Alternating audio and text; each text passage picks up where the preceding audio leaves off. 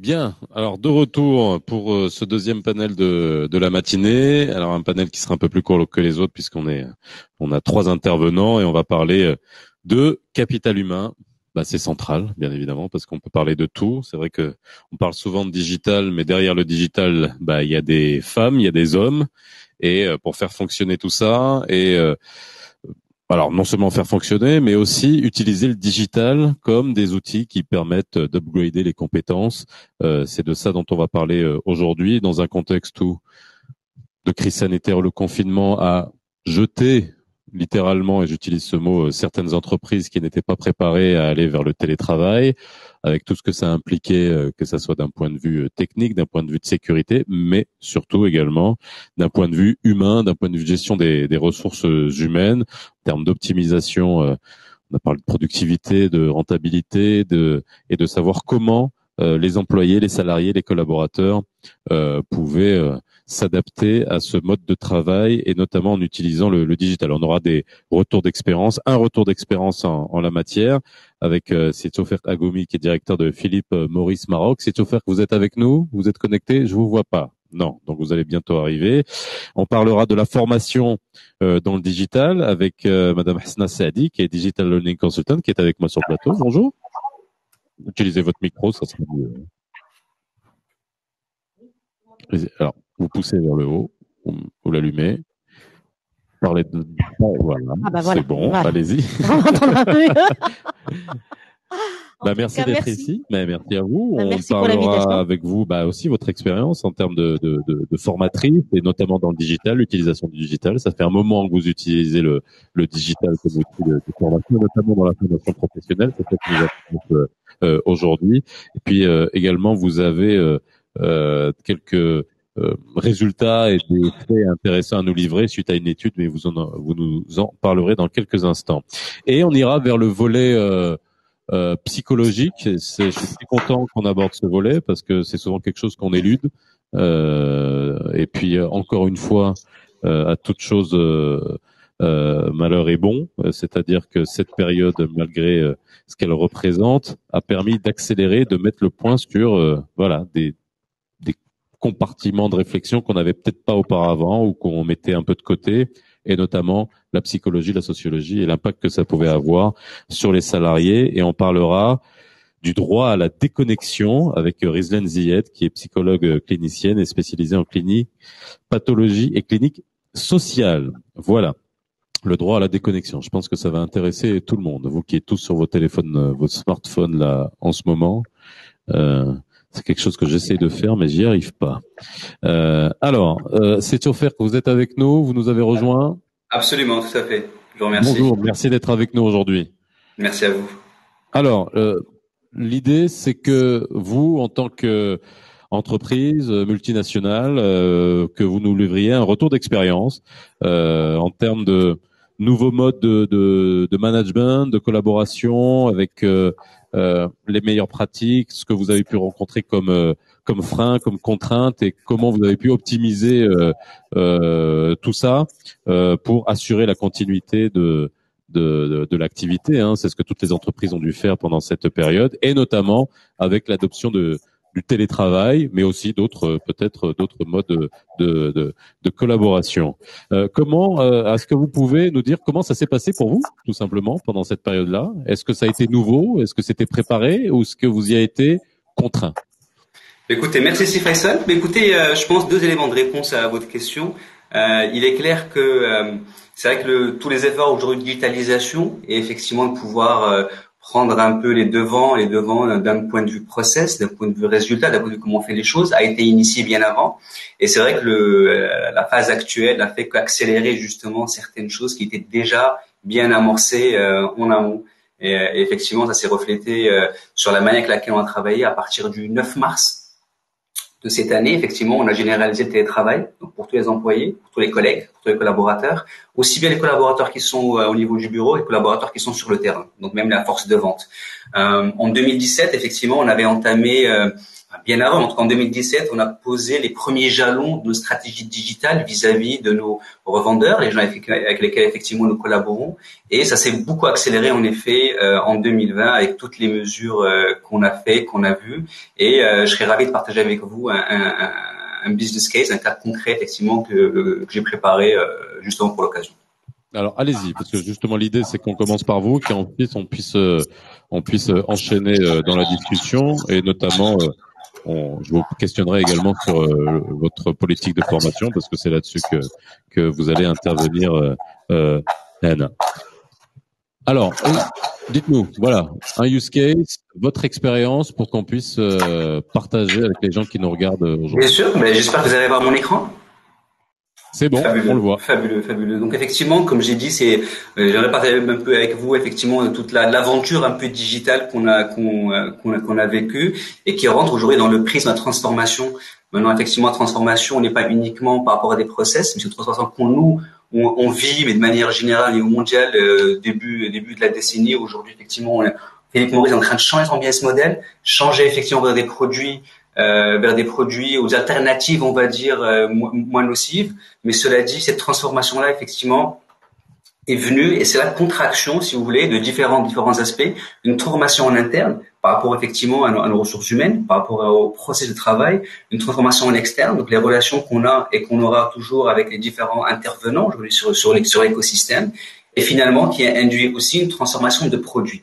Et c'est vraiment la jonction de toutes ces dimensions-là finalement qui font que ça délimite la transformation qu'on a évoquée. Et maintenant, un petit zoom un peu sur le Maroc. C'est ce qui m'intéresse tout de suite. Là aujourd'hui, juste pour vous dresser un peu effectivement ce qu'on appelle le road to market, ou si vous voulez la manière avec laquelle aujourd'hui on opère. Vous avez des produits qui sont de manière générale fabriqués dans une usine, distribués dans des centres logistiques, et puis effectivement transférés aujourd'hui via des vendeurs, des merchandisers vers l'écosystème, donc de revendeurs sur le terrain, que ce soit des buralistes, des magasins, des supérettes, etc. Donc là, on est vraiment dans un schéma classique, si je puis m'exprimer ainsi.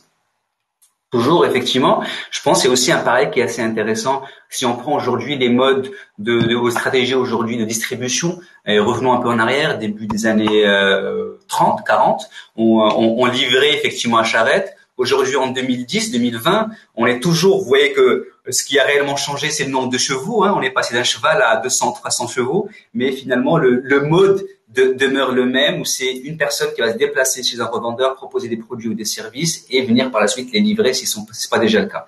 Les outils vont changer, on passe d'un carnet à un pad, par exemple, mais pour moi, c'est pas tellement une révolution en soi. Oui, c'est pas nouveau, ça, c'est on va dire toutes les entreprises qui ont des réseaux de distributeurs étaient déjà équipées depuis longtemps de ce genre de choses. Tout à fait, tout à fait. Et pourquoi moi je fais ce parallèle-là, effectivement, je fais ce parallèle par rapport à la digitalisation, dans le sens où on a vécu une transformation en 15 ans qui était beaucoup plus grosse, beaucoup plus développée que tout ce qu'on a pu voir sur tout un siècle. Et c'est un peu ce parallèle-là que j'ai envie de mettre en avant. Et par exemple, des chiffres un peu sur le Maroc, je ne vous apprends rien, mais par rapport effectivement à la pénétration d'Internet et aussi à l'usage des réseaux sociaux, l'usage aussi du téléphone mobile, je pense que ça a beaucoup changé effectivement les habitudes qu'on a aujourd'hui d'utiliser la plateforme. Alors j'ai parlé un peu vous avez posé la question, c'est Faisal par rapport, était-ce un changement voulu? Était-ce un changement subi? Clairement voulu, parce qu'effectivement, comme je vous le disais, ça a démarré bien avant. Et j'aimerais peut-être partager avec vous juste une vidéo qui finalement explique un peu ce qu'on a fait, ou du moins qui résume une plateforme en particulier aujourd'hui qu'on utilise pour gérer toute la relation, que ce soit bien commerciale ou autre, avec nos revendeurs aujourd'hui sur le terrain. Je la lance tout de suite. Vous avez combien de revendeurs sur le terrain? Excusez-moi? Vous avez combien de revendeurs sur le terrain? Écoutez, sur le business model aujourd'hui, on travaille avec un distributeur, donc qui est Emid, qui lui effectivement a une force de vente sur le terrain et que nous on accompagne avec des équipes de supervision sur le terrain. Mais c'est clairement plus de 100 personnes. Ouais. D'accord.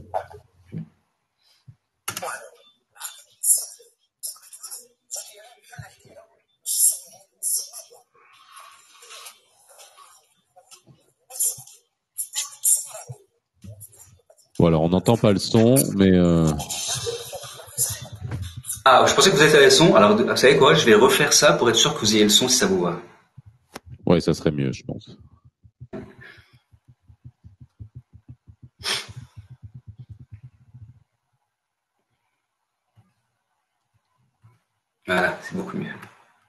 Ça devrait fonctionner. Allez-y, on réessaye.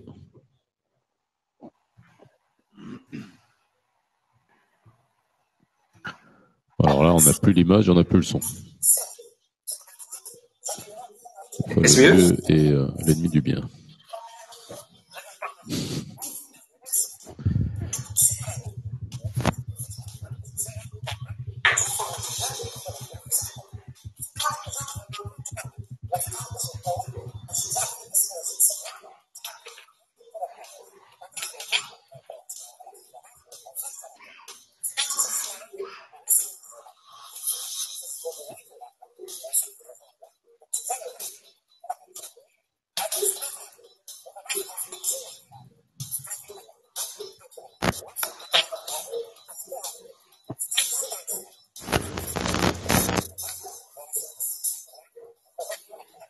Bon, en gros, même si on continue, hein.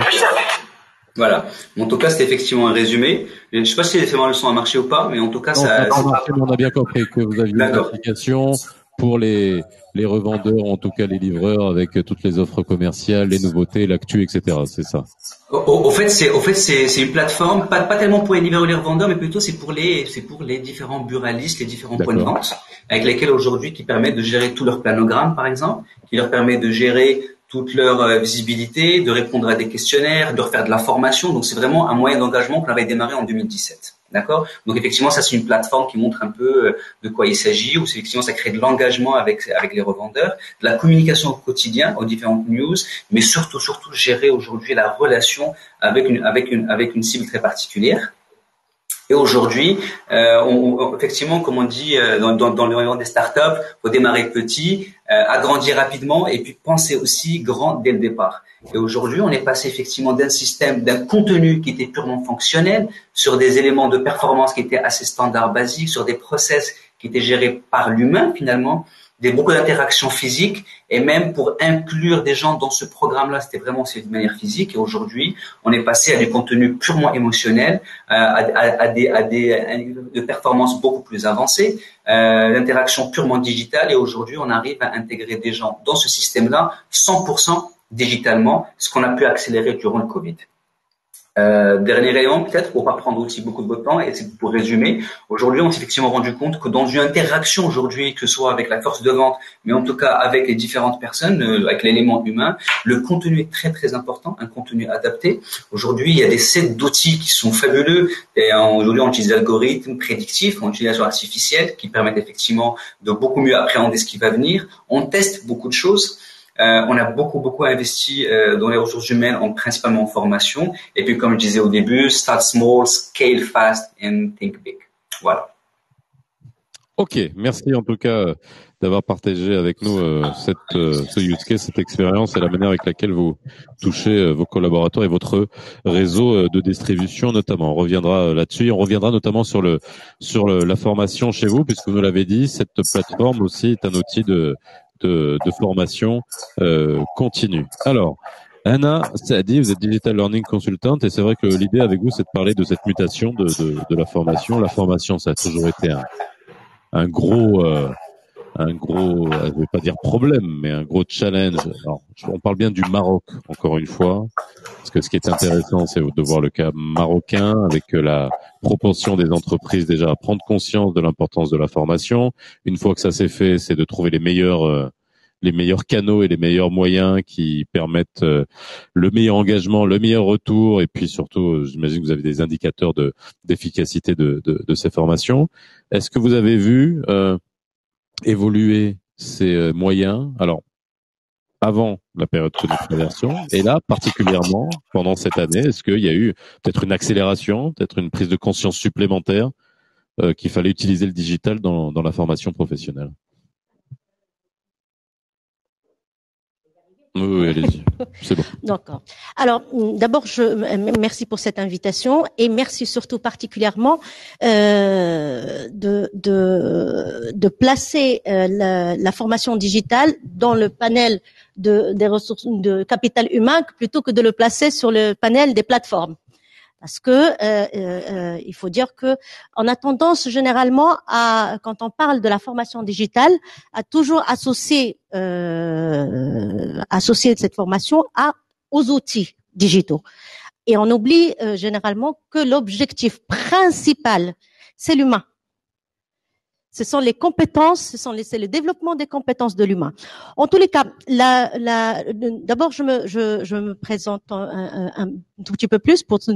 Donc, je suis effectivement, à part le fait d'être la vice-présidente de la Commission économie numérique et innovation, je suis CEO de DigiLearning Group, qui est une société de transformation de la fonction formation. Notre cœur du métier, c'est d'accompagner les entreprises et les individus à développer leurs compétences via les outils digitaux. Comment on le fait? Tout simplement à travers d'abord la formation. Nos formations sont toutes des formations soit en présentiel augmenté, soit en blended learning ou en classe virtuelle. Présentiel augmenté, blended learning, vas-y. Et classes virtuelles. Expliquez-nous. Alors, Je connais la réalité augmentée, mais présentiel augmenté, c'est quoi? Alors, le présentiel augmenté, c'est l'utilisation du digital dans une salle de formation. Okay. Aujourd'hui, le neurosciences et le neurolearning particulièrement nous ont démontré que on a d'autres moyens aujourd'hui d'attirer ou d'attiser l'attention de l'apprenant quand on est dans une salle de formation. Aujourd'hui, il faut dire que aujourd'hui, on est bientôt en 2021. Ceux qui sont c'est pas sûr.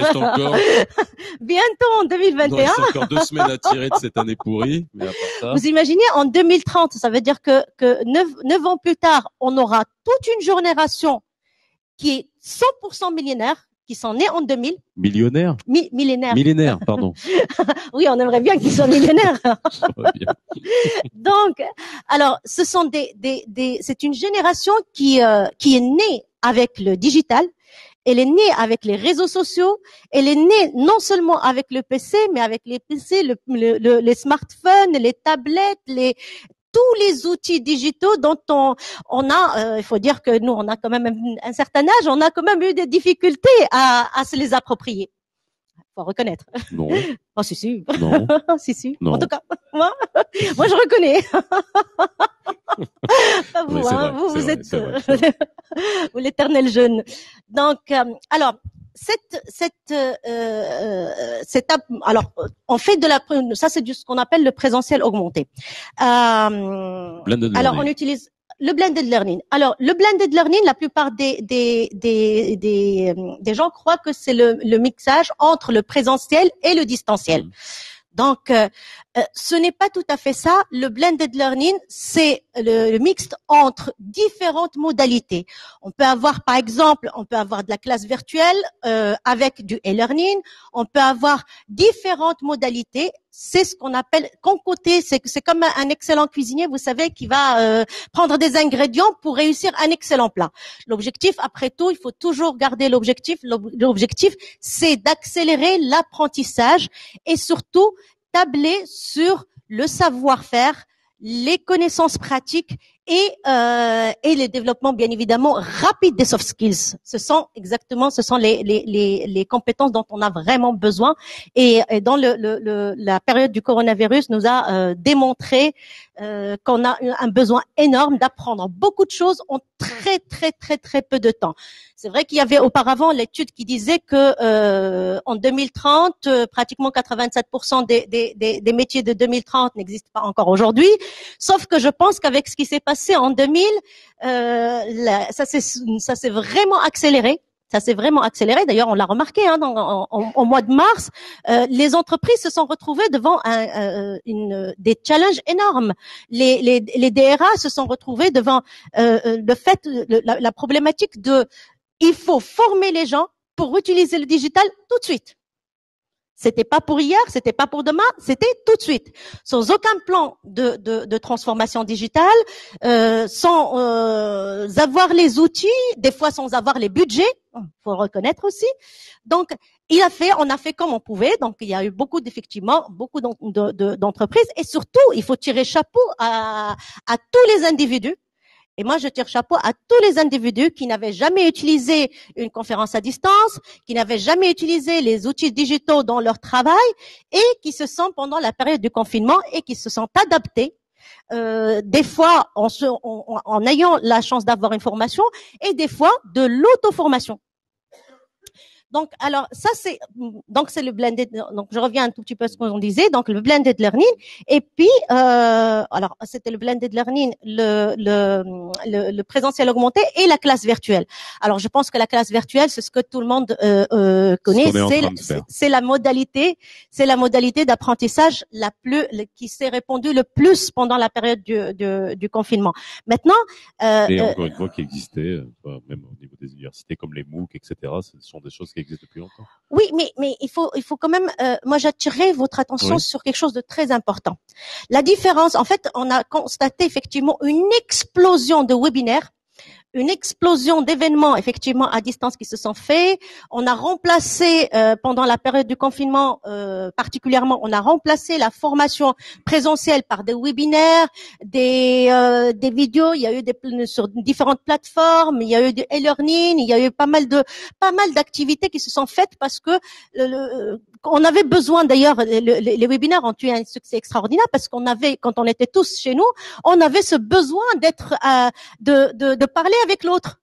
On avait ce besoin d'être avec l'autre. On avait besoin de parler de nos problèmes professionnels, de comprendre ce qui se passe dans le monde, et même des fois juste de parler avec l'autre, d'avoir ce contact qu'on ne pouvait pas avoir en présentiel.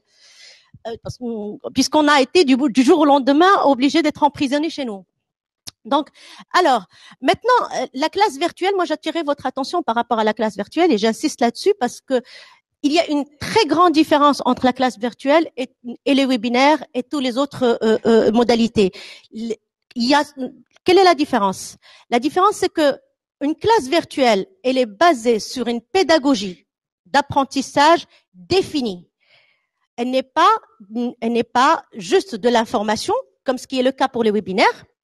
Elle n'est pas non plus une copie-collée de la classe du présentiel. On a eu beaucoup de nos formateurs qui ont pris tout simplement leur formation et ils les ont mis avec les mêmes horaires, le même programme. C'est juste qu'on se met, au lieu d'être en face aux apprenants, on est devant son PC ou devant une caméra. Donc, pour pouvoir, effectivement, j'ai attiré l'attention parce que c'est vrai que la classe virtuelle, il faut se former là-dessus pour qu'on puisse avoir vraiment de réels résultats d'une classe virtuelle ou quelle que soit la modalité d'apprentissage à distance. Il est vraiment très important que nous puissions tout simplement être formés déjà sur une pédagogie distancielle qui est complètement différente de la pédagogie présentielle. Alors, quels sont justement, pour faire court, dans votre diagnostic et ce qu'on a vu en ce moment, parce qu'on se rend bien compte qu'il y a on utilise des outils qui existaient auparavant, mais qu'on maintenant on utilise massivement. Alors pour certains, encore une fois, de manière subie, de manière inéluctable, parce que on est obligé de le faire. Qu'est-ce que vous avez constaté comme erreur à ne pas faire? Parce que c'est ça finalement aussi ce qui est intéressant de partager. C'est tout arrive d'un coup. Après un trop plein, on le sait, trop plein de webinaires, trop plein de classes virtuelles, trop plein d'écrans. Et à un moment donné, si on en fait trop et que ça rentre pas dans la tête des gens, c'est que ça sert à rien finalement. Alors moi, Alors, je sais que d'un point de vue business, c'est très bon, mais après, il faut aussi que ça soit efficace. Le contre-coup, c'est qu'après, si on se rend compte que ça apporte pas ses fruits, il faut adapter en termes de contenu, il faut adapter en termes de canaux. Je voulais juste partager avec vous, je ne sais pas si on arrive à le voir. Non, j'arrive pas. Vas-y, ça c'est vous. Ah ben oui. Voilà, c'est très bien. Donc, ce que nous disait Einstein, c'est ce qui caractérise notre époque, c'est la perfection des moyens et la confusion des fins. Je ne pense pas que il savait pas qu'on allait vivre ça. Ah, je pense qu'il savait. Lui, peut-être bien. Mais en tous les cas, je ne pense pas qu'il y a eu une époque où on a été vraiment confronté à vraiment autant d'outils, de méthodes, de choses, de changements autant ce qu'on a vécu sur les derniers mois depuis le début de mars et depuis l'apparition de ce virus fatidique. En tous les cas, qu'est-ce que ça veut dire? Qu'est-ce qu'il est en train de nous dire Einstein ici? Il est en train de nous dire tout simplement que nous avons aujourd'hui, nous le constatons, il y a énormément d'outils. On a fait beaucoup de choses. Je ne sais pas pour vous, mais moi, par exemple, mon emploi du temps, il est surchargé, surbooké tout le temps. Mais après, je vois aussi, moi j'accompagne aussi les entreprises dans la digitalisation de la fonction formation, et on me pose toujours la question. Moi, on a investi, on veut former effectivement, on a des compétences nouvelles, donc il faut former le capital humain, il faut former nos collaborateurs. On a investi, on a pris un budget, on a investi dans une plateforme extrêmement chère. On a meublé on a acheté des formations sur étagère, donc sur des sujets divers et variés qui concernent notre plan de développement des compétences. On a aussi recruté des compétences en externe pour qu'ils puissent développer du contenu en interne. Pour pouvoir personnaliser les formations, pour que nos apprenants puissent monter en compétences. Et puis ça ne marche pas. Pourquoi ça ne marche pas? Après tout ça, pourquoi ça ne marche pas? Aujourd'hui, ma réponse elle est simple. Que ce soit la formation digitale, que ce soit la digitalisation de la RH, donc du capital humain, quelle qu'elle soit, ou que ce soit tout simplement la digitalisation de l'entreprise. Aujourd'hui, c'est de la transformation. Quand on parle de transformation, on ne parle pas d'un projet qui va naître de rien du tout. On ne parle pas de quelque chose que on a été confronté à ça. Oui, certes, on a été obligé de faire avec les moyens de bord. Mais je pense que nous avons une chance extraordinaire aujourd'hui, surtout au Maroc, où on était un peu à des années de lumière de pas mal d'autres pays par rapport à beaucoup de choses et surtout notamment par rapport à la digitalisation. Nous avons une chance extrêmement importante aujourd'hui de pouvoir réussir quelque chose. Réussir quelque chose, c'est réussir notre transformation digitale. Nous le voyons, nous le constatons, tout le monde est en train de changer à une vitesse extraordinaire, mais aujourd'hui, nous avons cette capacité, nous avons cette possibilité de le faire qu'on ne doit pas rater. Mais pour pouvoir le faire, il faut s'armer de beaucoup de choses. D'abord, il faut qu'on se forme. Il faut d'abord déjà qu'on pense que c'est un projet de transformation, donc ça va pas se faire vite. Il faut commencer doucement, mais il faut aussi fixer les KPI. Il faut se faire accompagner par les professionnels des différents métiers. Il faut former les gens. Donc et puis il faut investir bien évidemment. Après on parlera bien évidemment des budgets de la formation et des budgets de la transformation digitale en général. Qu'on ne vous dise pas, parce que beaucoup d'entreprises me disent non, mais de toute façon, la formation digitale, c'est fait pour les entreprises qui ont un grand budget. Moi, je vais vous dire non, pas du tout. On peut faire en fonction des objectifs et en fonction de budget, on peut avoir des résultats de terrain, ce qui est normalement l'objectif principal de toute transformation digitale de la fonction formation. Alors, avant qu'on parle du droit à la déconnexion, je veux juste revenir vers Sitt Sofia Kakoumi qui est avec nous. Vous, en termes de formation, quels canaux vous utilisez? Écoutez, nous effectivement, on a utilisé différents canaux, différents streams, comme on dit. D'abord, déjà, les ressources qui étaient là. Effectivement, on connaît tous le collègue qui s'occupe du IT, c'est de l'informatique au niveau d'une compagnie. Et souvent, cette personne a toujours été vue comme la personne qui va gérer les soucis liés à la bureautique. Bon, ça, c'est vraiment dépassé. On n'est plus dans ça. Effectivement, cette fonction-là est passée d'une fonction bureautique à une fonction, aujourd'hui, analyse. Cette fonction-là, analyse, ces personnes-là se sont transformées en coach, en formateur. Aujourd'hui, on a effectivement beaucoup investi sur la fonction IT, qui est aujourd'hui devenue une sorte de coach pour les différentes fonctions. Maintenant, on a des fonctions commerciales, par exemple.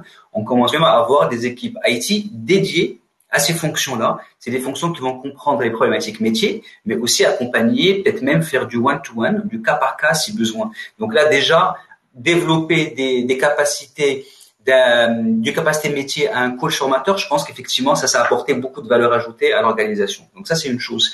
Une seconde chose, effectivement, on a effectivement la chance de faire partie d'une multinationale qui a effectivement des process assez costauds, assez rigoureux. Et aujourd'hui, en termes de formation et de choix de formation bibliothèque, aujourd'hui, il y a ce qu'on appelle des campus digitaux, effectivement, qui vont prendre les différentes étapes, enfin, quand on parle de funnel, les prismes finalement liés à la digitalisation, étape par étape, que ce soit la digitalisation, que ce soit la monétisation, que ce soit effectivement les différentes plateformes. Et donc ça, effectivement, c'est disponible et on a beaucoup utilisé ça. Et finalement, ce qu'on a aussi développé, parce que il y a aussi l'approche locale qui est très importante. On a développé des matrices finalement, des matrices métiers. Quel métier aujourd'hui a besoin de quelles compétences demain ou juste tout à l'heure? Bon, ces compétences-là, une fois identifiées, on est venu avec les différentes formations, accompagnement, coaching, peu importe, pour accompagner ces mêmes personnes-là, effectivement, arriver à monter en compétences pour pouvoir accompagner le changement de leur métier respectif. Et là, c'est très important. Et finalement, la dernière boucle aujourd'hui, c'est que, écoutez, avec les différents recrutements, les différentes personnes qui rejoignent l'organisation, bien sûr, effectivement, on fait en sorte que ces personnes-là puissent nous apporter aussi des capacités, des métiers, des techniques aujourd'hui dont on ne dispose pas forcément tout de suite. Alors, je vais me permettre, et j'ai demandé l'aval de nos amis du club, puisque au-delà d'être modérateur, animateur de radio, je suis également chef d'entreprise et porteur d'une entreprise qui s'est développée pendant le confinement et qui s'insère parfaitement dans les problématiques qu'on vient de dire, à savoir les canaux, que ça soit de collaboration avec les collaborateurs et de formation. Parce qu'on a parlé beaucoup de canaux, je le disais tout à l'heure, les webinars, les classes virtuelles, on est en train de parler d'écrit, on est en train de parler de visuel. Nous avons développé, nous, pour ma part, un autre canal qui est utilisé pour la formation, qui est utilisé pour gérer les collaborateurs dans une période où le télétravail, la distanciation a été mis en place, c'est la radio d'entreprise. Et je tenais à partager ça avec vous, pas d'un point de vue mercantile, mais d'un point de vue expérimental, puisque nous sommes les premiers au Maroc à l'avoir introduit, et nous produisons une antenne quotidienne pour une grande banque de la place qui s'appelle le Crédit Agricole du Maroc depuis le premier jour du confinement jusqu'à aujourd'hui, qui est une antenne qui permet de toucher tous les collaborateurs à travers tout le royaume. Nous avons une deuxième radio pour un grand call center avec des téléopérateurs qui compte 7500 collaborateurs et qui permet de toucher absolument tout le monde. Je tenais juste à donner ça parce que dans les canaux, on oublie l'oralité et l'adhésion, et dans une époque où on est assailli par des messages, par de l'écrit, par du visuel, tous les jours, que ce soit à travers les réseaux sociaux, à travers les emails, ce genre de choses, on oublie que le canal qui est le plus enclin à activer la mémorisation, l'empathie, l'acquisition, c'est l'oralité dans un pays où, justement, l'oralité est extrêmement importante, et les notions de langue, parce que dans des multinationales et dans des grandes sociétés, vous avez souvent une communication qui se fait en français, et puis très peu en darija, en français, en langue qui sont parlées par les collaborateurs. Je tenais à apporter ça à votre brique parce que il y a le contenu et il y a les canaux qui ont dû s'adapter à la situation actuelle, pouvoir toucher des gens de la meilleure des manières et prendre en considération le temps d'attention. C'est aussi pour ça là-dessus que je vous ai...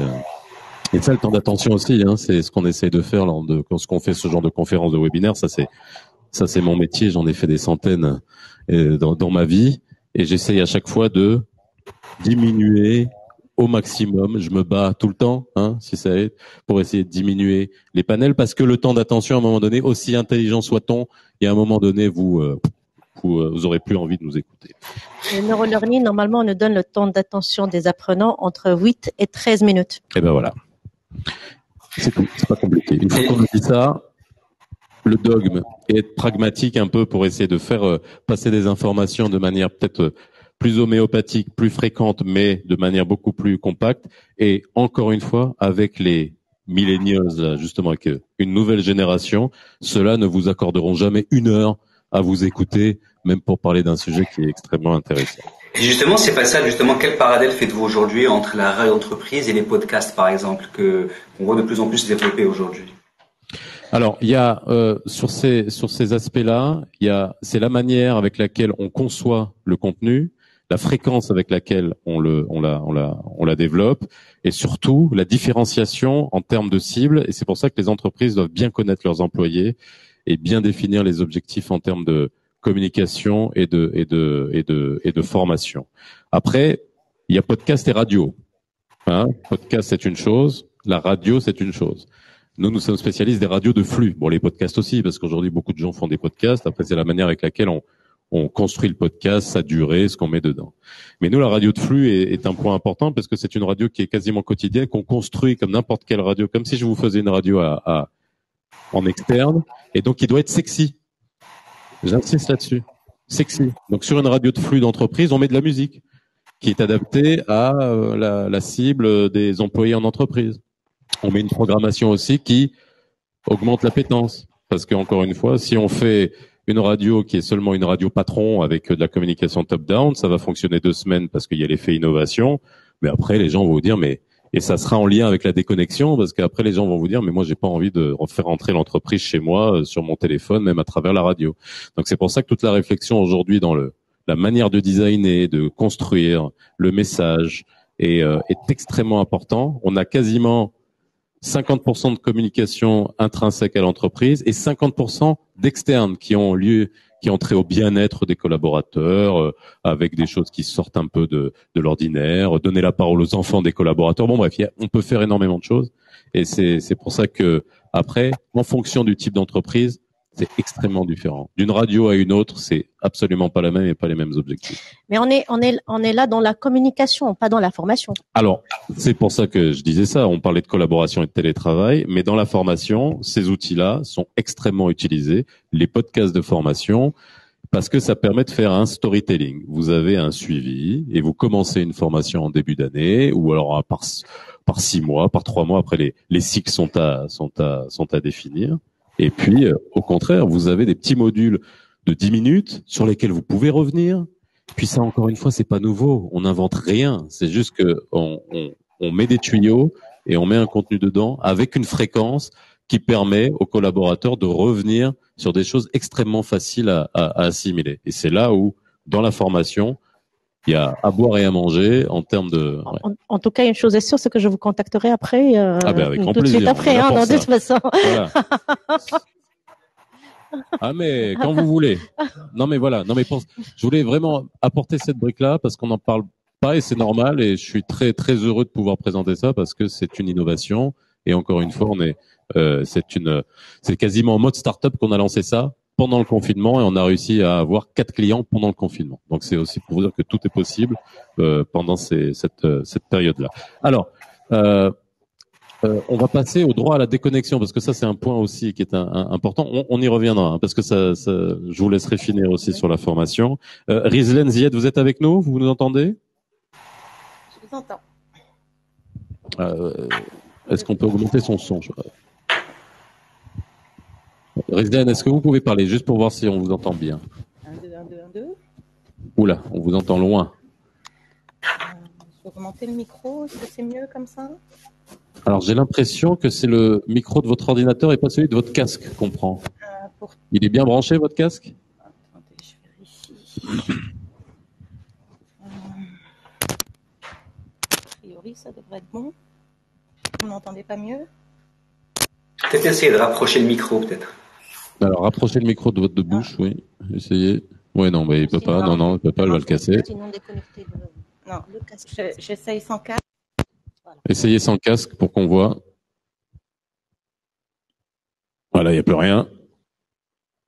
Alors branchez le casque, nous on va essayer d'augmenter d'ici là, déjà pour que ici on puisse vous écouter.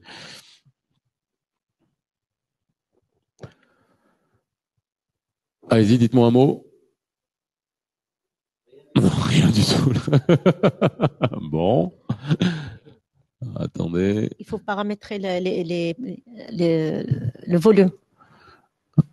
Vous avez un volume d'entrée à votre micro normalement. Non, là on voit juste vos lèvres bouger. Je sais un peu lire sur les lèvres, mais ça va être compliqué. Alors, enlevez votre câble, remettez-le, on va réessayer, vous inquiétez pas. D'ailleurs, ce qui est extraordinaire pendant cette période-là, c'est que on est tous devenus, on est plus patients, on est plus tolérants par rapport à tous les problèmes techniques que nous pouvons affronter, puisque on a tous. C'est pas vrai. Vous avez jamais eu envie de casser votre ordinateur, vous? Ah, si, à plusieurs reprises. Alors voilà, pas de patience. Mais n'empêche, je prends mon mal en patience. Bah oui. Je continue. Hein. C'est sur un webinaire par jour, oui, mais quand on en fait 10, croyez-moi. Voilà, on est d'accord. Oui, d'accord. Rizlens. Alors, on en est où? Aïe, aïe, aïe. Alors, enlevez alors, débranchez le casque et on réessaye juste avec l'ordinateur. Il y a toujours rien, c'est pas. Alors, je comprends pas. Hein. Essayez de voir un petit réglage. Alors.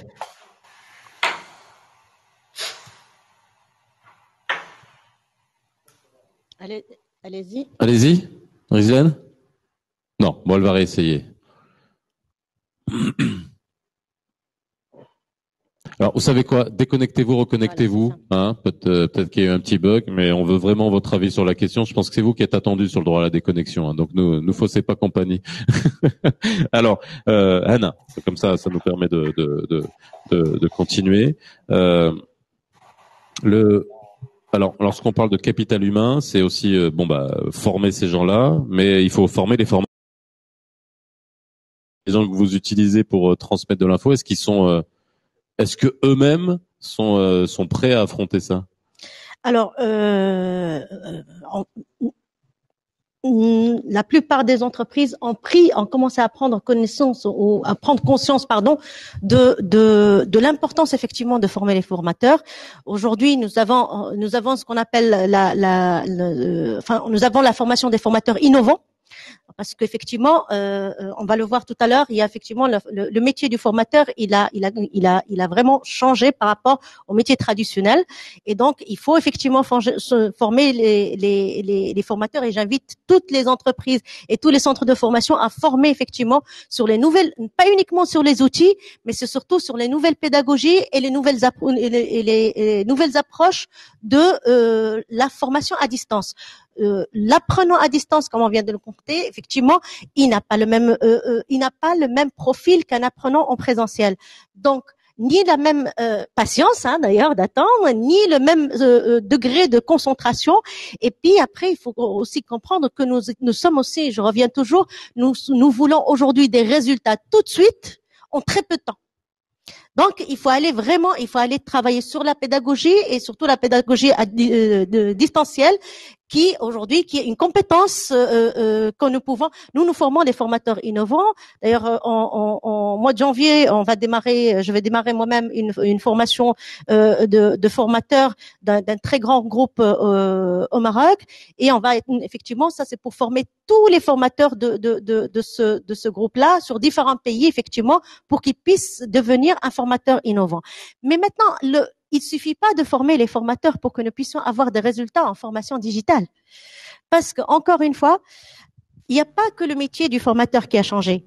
Il faut former les DRH et les responsables de formation et les responsables des plateformes de formation sur comment mener à bien un projet de digitalisation de la fonction formation. Donc, il y a c'est un projet encore, je risque de me répéter à plusieurs reprises, c'est une transformation. Donc, il y a des compétences nouvelles, même le DRH aujourd'hui, en termes de formation, et le responsable de formation a vu son métier changer carrément, pas uniquement à cause du Covid, mais c'est que la transformation digitale aujourd'hui, c'est que aujourd'hui, nous avons besoin de résultats. Toute entreprise aujourd'hui, et donc il faut commencer d'abord avant toute autre chose, avant toute formation aujourd'hui, il faut parler KPI, il faut parler évaluation. Qu'est-ce qu'on est capable de faire sur le terrain. Est-ce qu'aujourd'hui, quand j'externalise ma formation, est-ce que le centre de formation qui va s'occuper de former mes collaborateurs est capable de me donner, à part bien évidemment ce qui était traditionnel, les objectifs à atteindre, etc., c'est de me dire effectivement sur quoi mes apprenants sont évalués et qu'est-ce qu'ils seront, non seulement qu'est-ce qu'ils seront capables de faire, mais est-ce qu'il peut me garantir qu'ils seront capables de le faire? Donc, fixation des KPIs, c'est d'une importance vitale et ça fait partie des choses. Arrêtons d'avoir ce métier de responsable de formation qui s'occupe uniquement de la partie administrative, de préparer des plans de formation annuels. Aujourd'hui, il n'y a aucun plan de formation annuel qui peut... remboursements à l'OFPPT. Hein? Demander les remboursements à l'OFPPT. Et demander, mais une fois qu'ils sont remboursés, oui, d'ailleurs. D'ailleurs, en parlant de l'OFPPT, moi, j'aimerais bien souligner que... On y reviendra. Non, je ne lance pas là-dessus. Oui, ça, c'est un peu important. Rizlen. Est-ce qu'on a récupéré Rizlen? J'espère que... Moi, je vous entends c'est très bien. Vous savez quoi? Essayez de crier. Si, c'est mieux? Ouais, crier. Je vais crier. Alors, maintenant que tout cela est dit, nouveau mode collaboratif, télétravail, formation, tout ça en ligne avec ces outils qu'on a. On a l'impression qu'on les a depuis toute notre vie, mais il faut pas oublier que le premier smartphone est arrivé en 2007, donc ça fait juste à peine 13 ans. On a l'impression qu'on a toujours eu ça entre les mains. En France, on a légiféré sur la déconnexion. Il y a une loi sur le droit à la déconnexion en entreprise. Est-ce que on a une idée des dégâts que ça peut faire finalement de mettre les collaborateurs, quels qu'ils soient et quel que soit leur niveau hiérarchique, dans une situation de tout le temps joignable, donc tout le temps opérationnel? Rizlen.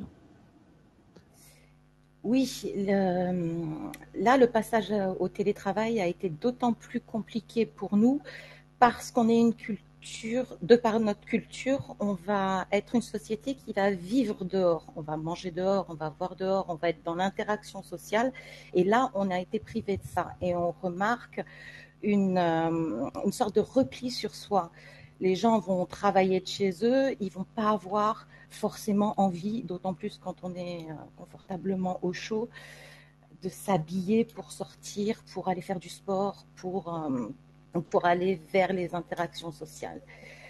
Donc, on se retrouve dans une position assez statique. On travaille pour la plupart devant un PC et donc le corps va plus être en mouvement et l'esprit non plus. Quand le corps est pas en mouvement, l'esprit aussi se met en état d'hibernation.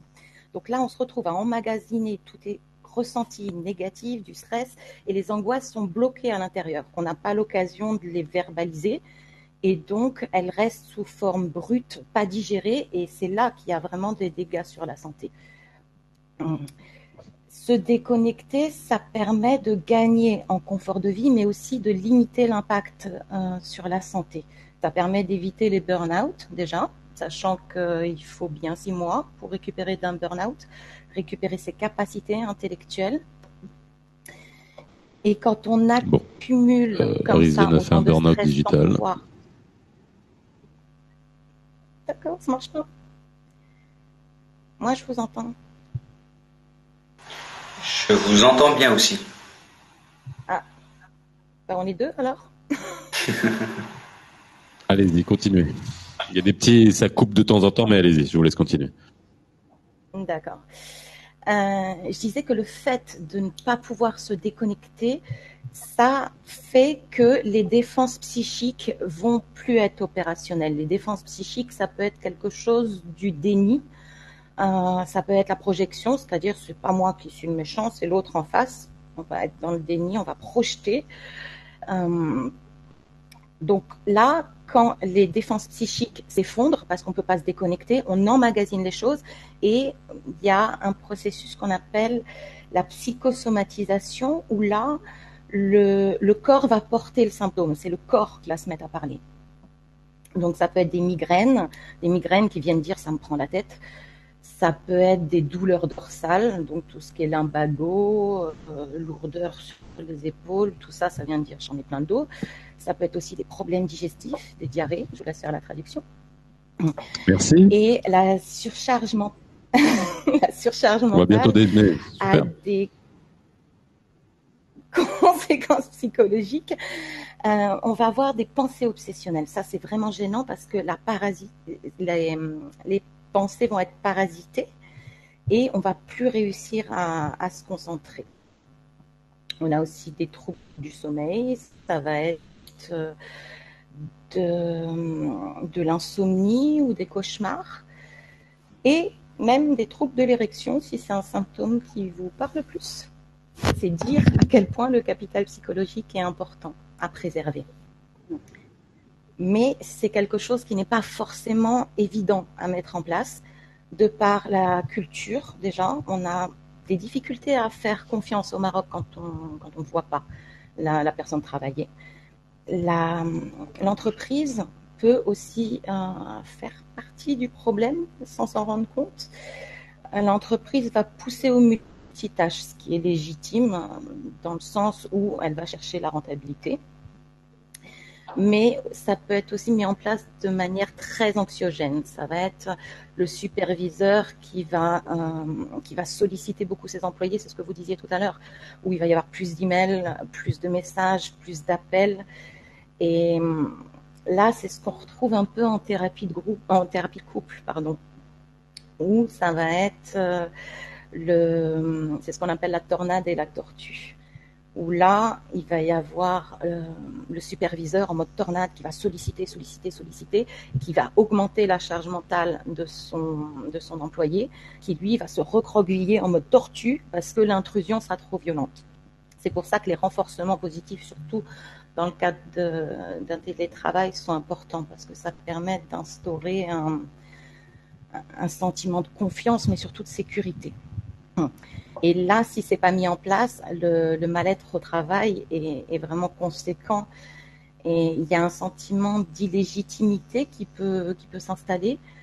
Et c'est ce qu'on appelle le syndrome de l'imposteur, où là, la personne ne va pas se sentir légitime dans son travail et ça va être aggravé par le comportement du superviseur. Donc ça va être, si mon superviseur est tout le temps sur mon dos, c'est que mon travail n'est pas de qualité et donc c'est que je ne suis pas quelqu'un de qualité. Et là, toute la créativité va donc... Bon, ça bloque un peu. Alors, je vais juste poser la question à Tchofek Kagoumi. Est-ce que vous avez pris en considération le droit à la déconnexion pour vos collaborateurs? Alors bon, vous, c'est peut-être particulier parce que il y a le réseau et puis il y a vos collaborateurs sur site. Donc, est-ce que c'est une problématique qui s'est posée dans votre entreprise? Écoute, oui. Alors très tôt, effectivement, on a mis en place une cellule de soutien psychologique déjà, effectivement, qui était accessible H24 aussi bien pour les collaborateurs que pour leurs proches familles, c'est-à-dire enfants, époux, conjoints, toutes les personnes habitant sous le même toit. Donc déjà, effectivement, c'était important de mettre ça en place et de donner l'opportunité aux collaborateurs de pouvoir s'exprimer, parler à quelqu'un de manière anonyme s'ils le souhaitent et effectivement de se faire accompagner par rapport justement à tout le stress éventuellement qui aurait pu être généré. Aujourd'hui, par exemple, mesures concrètes, là on parle de fin d'année, aujourd'hui, il y a eu des messages qui sont très clairs, même des différentes unités effectivement, où on demandait aux managers d'essayer autant que possible de ne pas solliciter par exemple les collaborateurs cette fin d'année par exemple, pour laisser le temps effectivement aux gens de se déconnecter justement, donc sauf en cas d'extrême urgence. Je trouve ça très louable et effectivement ça a été très bien aussi reçu et tout au long depuis mars on a toujours fait en sorte d'insister pour que les gens puissent avoir cette routine là de travail mais aussi de vie personnelle pour qu'il n'y ait pas justement cet amalgame là, avoir ce qu'on appelle effectivement d'équilibre vie privée travail, que les anglo-saxons effectivement parlent de work-life balance. Oui, là, pendant qu'on est en train de parler, je suis en train de gérer, je parle à mes deux filles, donc c'est tout. Voilà, on est en plein dedans. La déconnexion. Rizlen, juste pour finir sur ce point-là, c'est plus, on va dire cette espèce d'épée de Damoclès où on a l'impression que on est opérationnel tout le temps, 24 heures sur 24. Est-ce qu'il faut mettre en place, et c'est pour ça aussi que c'est très important que l'entreprise soit responsable et se rende compte de ce que ça peut avoir comme impact, de se dire, par exemple, à 19h, on n'envoie plus d'emails, on n'envoie plus de messages WhatsApp, on n'envoie plus de SMS. Est-ce que c'est ça qu'il faut mettre en place tout simplement? Je veux dire, faut pas aller plus loin, quoi. Je dirais qu'il faut aller plus loin. L'entreprise, c'est important qu'elle soit pas intrusive, ou en tout cas que ce soit limité, mais pas que. Moi, je pense qu'il faut qu'il y ait une sorte de sas de décompression de mis en place. Donc, ça va être des moments où on va être pour soi, qu'à soi. Le monde extérieur n'existe pas pendant 30 minutes, ni les filles, ni le reste. Où on va être vraiment pour soi. Il n'y a que ça qui compte. On va se faire passer en priorité. Donc, on va se faire du bien au corps, on va prendre des longues douches chaudes, des bains, des choses comme ça. Du bien à l'âme, ça peut être par le biais de méditation. On trouve plein de fichiers gratuits de méditation guidée qui sont vraiment très bien faits. L'idée, c'est d'être dans le moment présent et se déconnecter du réel pour pouvoir souffler. Une petite anecdote, pendant le confinement, j'avais lancé comme défi à mes patients de voyager dans un endroit paradisiaque par YouTube. Donc l'idée, c'était de se trouver un fichier, les reportages échappées belles sont bien pour ça, et de rentrer en immersion, de s'imaginer dans un ailleurs, de rêver, de vraiment se couper du monde extérieur. Et je me suis rendu compte que mes patients qui résistaient au mieux au manque d'interaction sociale, qui résistaient au mieux au télétravail, c'était ceux qui avaient une vie imaginaire riche, qui avaient une âme artistique. Donc là, j'ai des patients qui sont mis au dessin, à la peinture, à la musique, et avec une nouvelle technologie, j'ai une avocate, par exemple, qui s'est mise à la guitare et qui s'enregistrait, qui m'envoyait par WhatsApp la chanson. Donc là, il y a quelque chose d'une sublimation. On prend le réel qui est violent, qui est insupportable, et on le transforme, on le sublime en quelque chose de l'ordre de l'art. Et là, ça fait réparation. C'est ça qui est intéressant. Bien. Alors, il est 13h. On se donne 5 minutes pour conclure. Anna, vous voulez rajouter quelque chose? Je pense qu'on a fait le tour. Oui. Alors déjà, malheureusement, on n'a pas beaucoup de temps, donc moi, je voulais normalement partager avec vous une étude qui a été faite par l'ISTF, qui est le premier institut de blended learning en France, sur le digital learning en 2021.